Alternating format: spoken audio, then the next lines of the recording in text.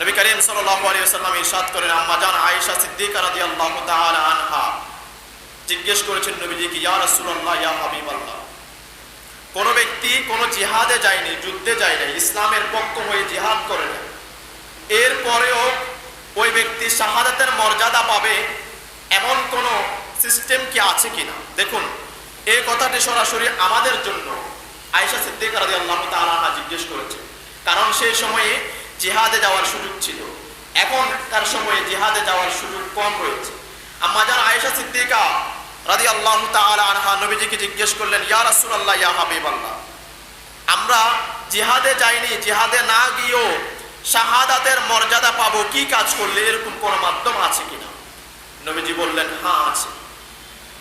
ওগো আয়েশা, কোন ব্যক্তি যদি সকাল থেকে রাত পর্যন্ত দৈনিক 20 বার মৃত্যুকে স্মরণ করে, শুধুমাত্র 20 বার মৃত্যুকে স্মরণ করে, ওই ব্যক্তি শাহাদাতের মর্যাদা পাবে। জোরে বলুন না সুবহানাল্লাহ। 20 বার দৈনিক মৃত্যুকে যদি আপনি স্মরণ করেন, মানে আমার মৃত্যু হবে, আমার মৃত্যু সন্নিকটে, এটা যদি আপনি স্মরণ করতে পারেন, আমার নবীজি বলেন, যুদ্ধে না গিয়ে ইসলামের পক্ষে জিহাদ না করেও সে শাহাদাতের মর্যাদা পাবে।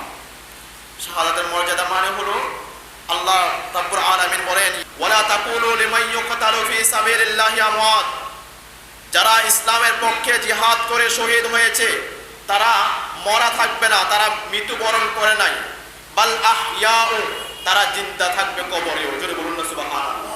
শহীদের মর্যাদা এটা। আমি আপনিও যদি দৈনিক মৃত্যুকে যদি স্মরণ করে দুনিয়া থেকে বিদায় নিতে পারি, আল্লাহ বলেন, আল্লাহর নবী বলেন, ওই ব্যক্তি শাহাদাতের মর্যাদা লাভ করে দুনিয়া থেকে বিদায় নেবে।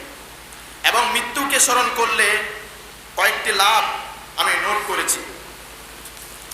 মৃত্যুকে যদি কোনো বান্দা দৈনিক স্মরণ করে, ওই ব্যক্তির প্রথম দ্রুত তাওবা করতে সক্ষম হবে। কোনো ব্যক্তি যদি মৃত্যুকে স্মরণ করে, ওই ব্যক্তি দ্রুততম তাওবা করতে সক্ষম হবে, কারণ সে চিন্তা করবে মৃত্যু আমার সামনে, যে কোনো মুহূর্তে মৃত্যু হতে পারে। সে আশা করে সে বান্দা গুনাহকে স্মরণ করে করে তাওবা করতে সক্ষম হবে। 2 নাম্বার, অন্তরে অল্প তুষ্টি নসিব হবে, তার বিলাসিতার প্রয়োজন হবে না। গাড়ি বাড়ি টাকা পয়সা অনেক কিছুর প্রয়োজন ওই ব্যক্তির ওই আশা থাকবে না, কারণ সে ব্যক্তি মনে করবে আমি তো মারা যাব, আমার মৃত্যুর ভয় অন্তরে রয়েছে, সে অল্পতেই সন্তুষ্টি হয়ে যাবে, যা পাবে সেগুলোতে বলবে আলহামদুলিল্লাহ। দেখুন মৃত্যুকে স্মরণ করলে কেমন লাভ রয়েছে।